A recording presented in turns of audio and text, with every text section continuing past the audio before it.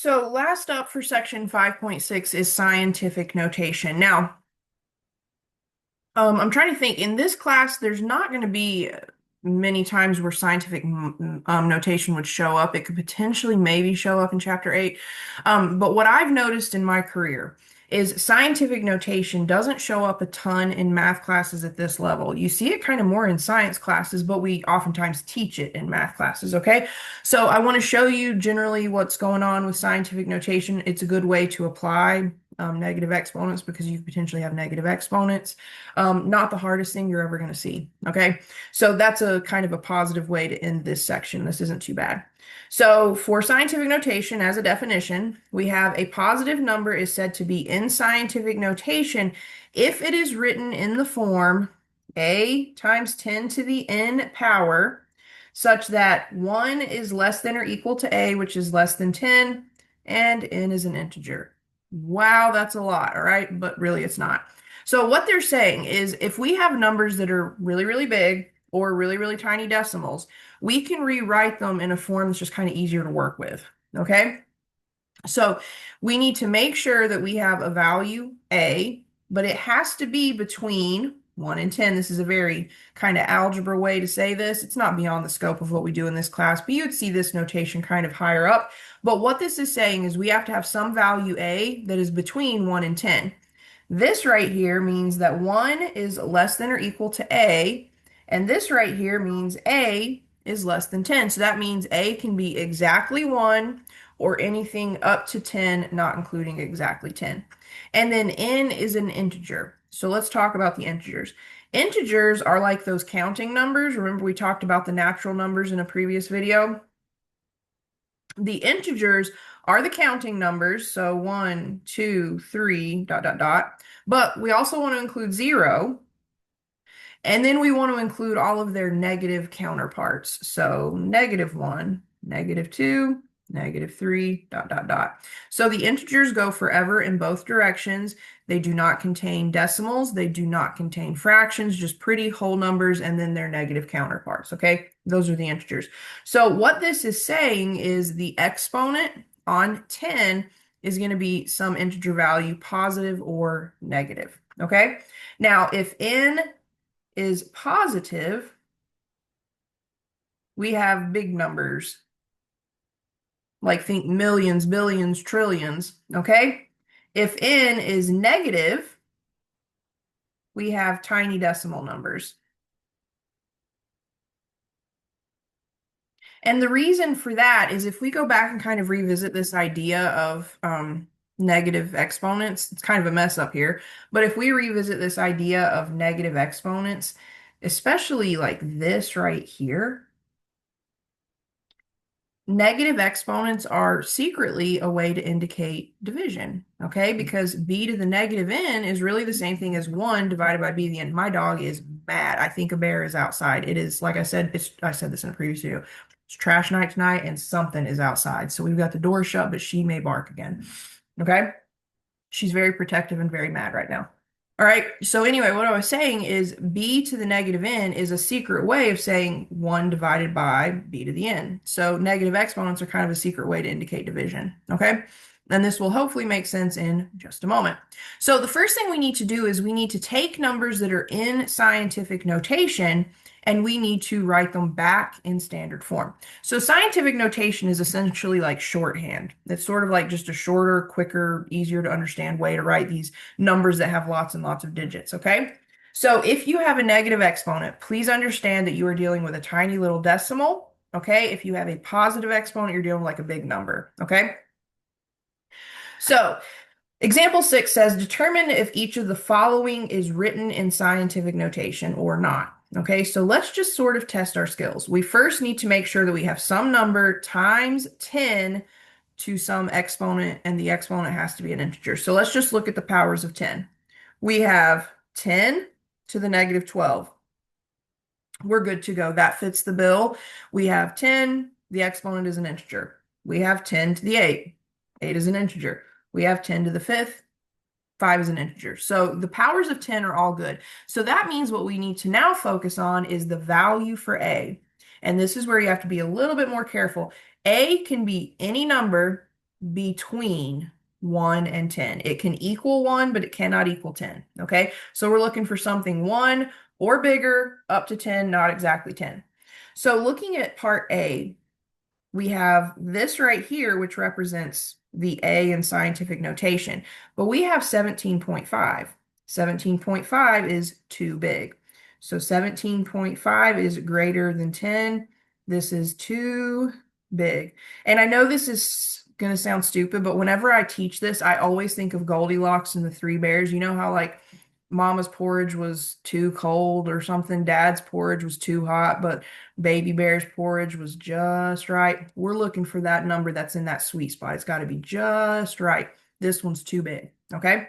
Now, if we look at part B, A is 0.45. Okay. Now remember, A has to be a number between 1 and 10. It can equal 1, it can be bigger than 1, but it has to be less than 10. Well, 0.45 is less than 1. So if 0.45 is less than 1, it's too small. Okay?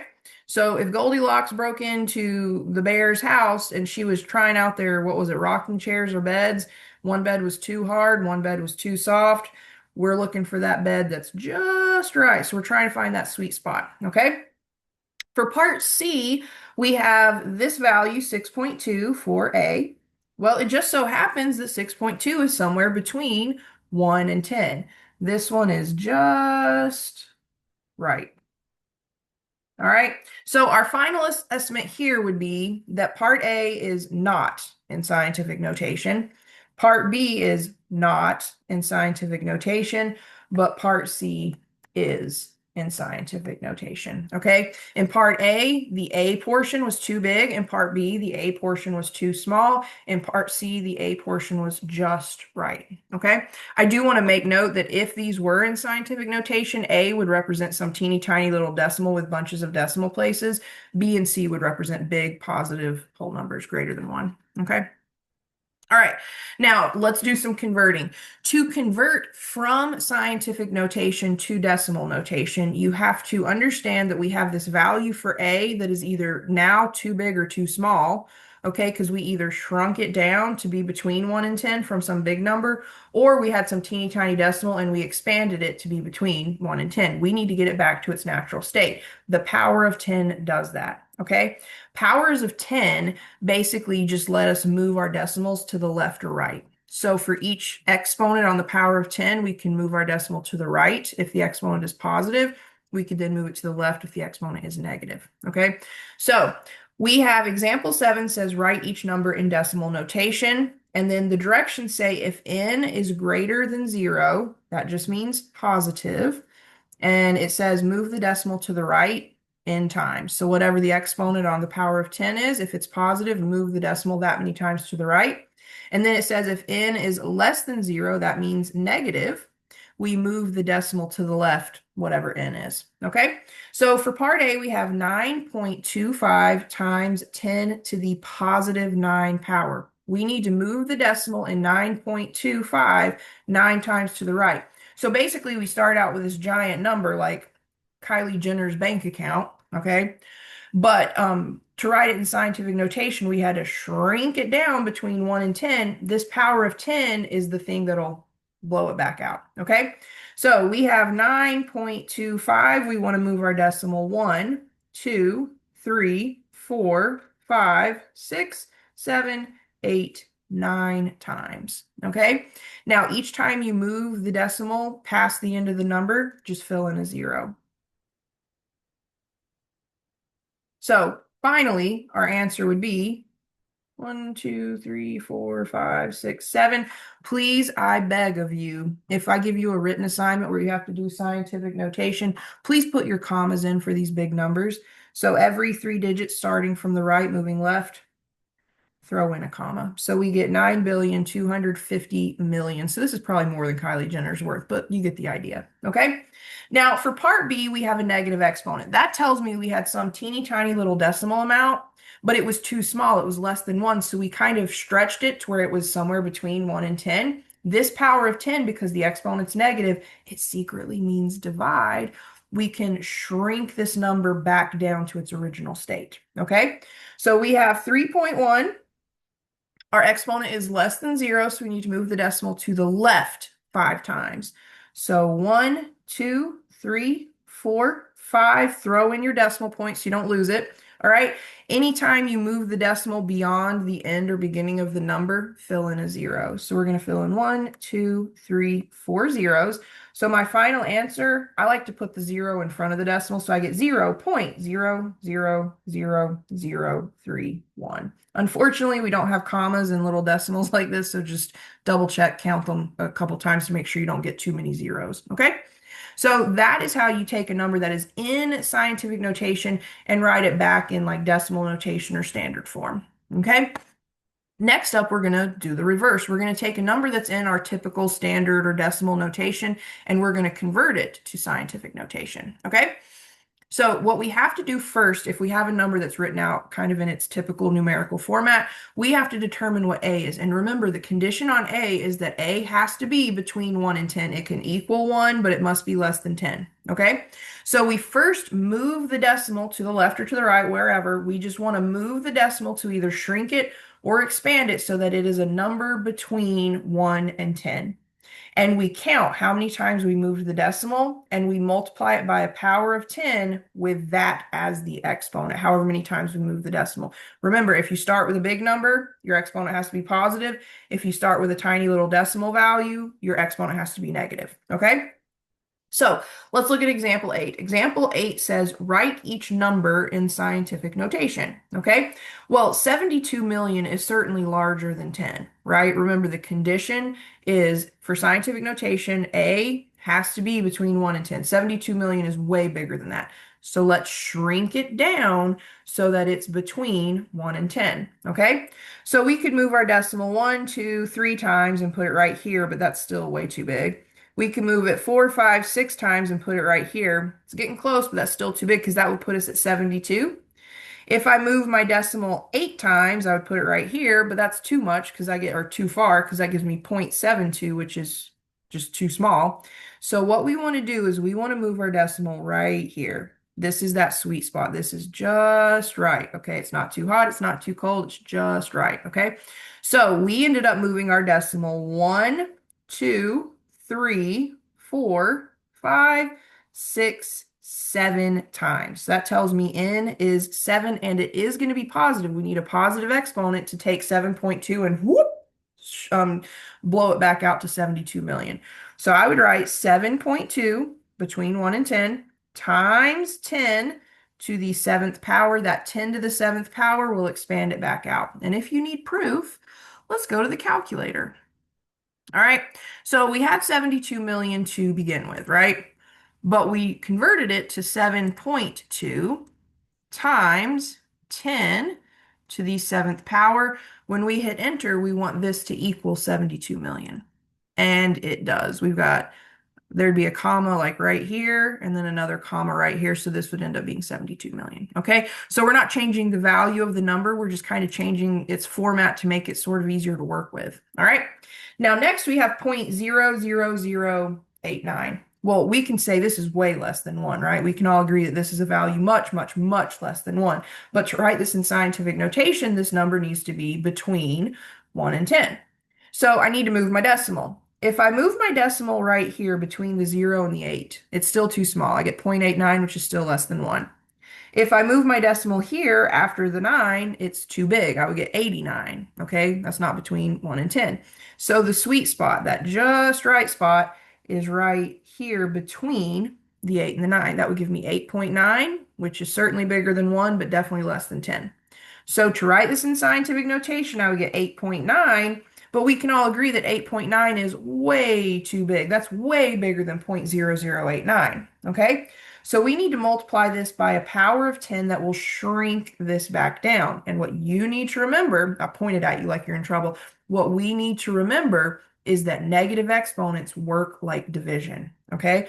So how many times did we move our decimal? Well, let me clean this up a little bit.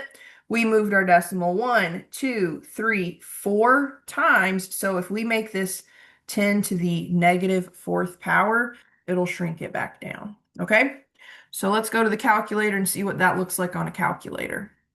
So if I have 8.9 and I multiply it by 10 to the negative 4 power, I get, well, this doesn't really help. It's 8.9 e to the negative 10. This is giving me scientific notation. So this is your calculator's way of doing scientific notation if you have a graphing calculator.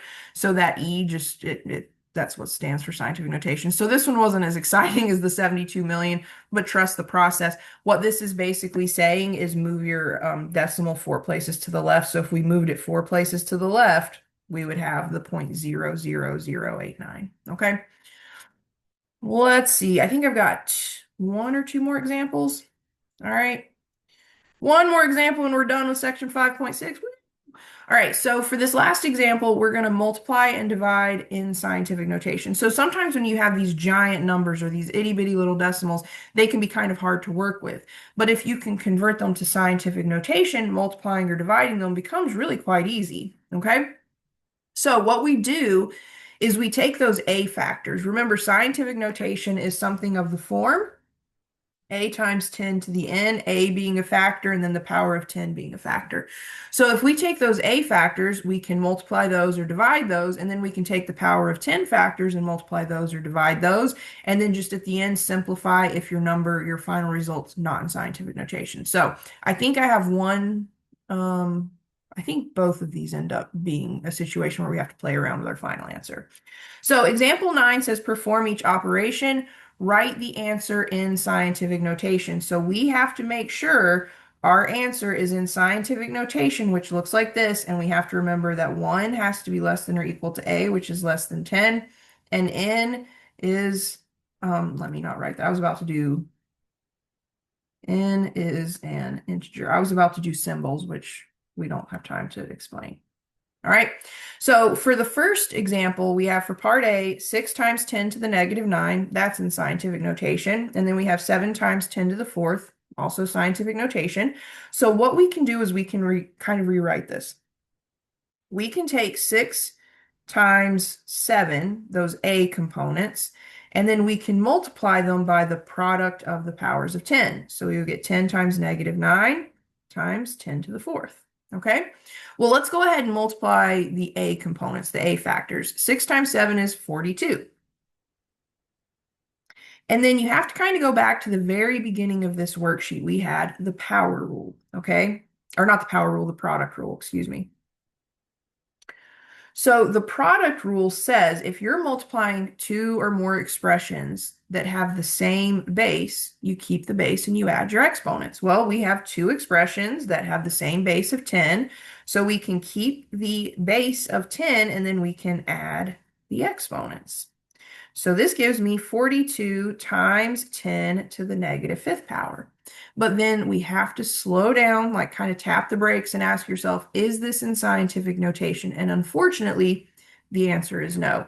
42 is too big. For this to be scientific notation, this A factor, the constant factor, has to be between 1 and 10.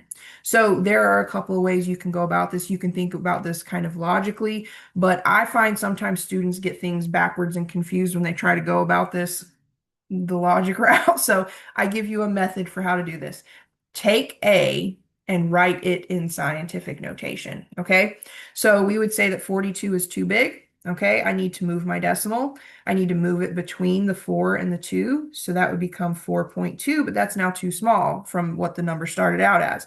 So I can multiply it by 10 to the 1st power. I moved my decimal once. I had a number that was greater than 1 to begin with, so my exponent's positive. But just don't forget, you also had 10 to the negative 5th power. So this is still times 10 to the negative 5th. So I now have an A value that is perfect. It's between 1 and 10.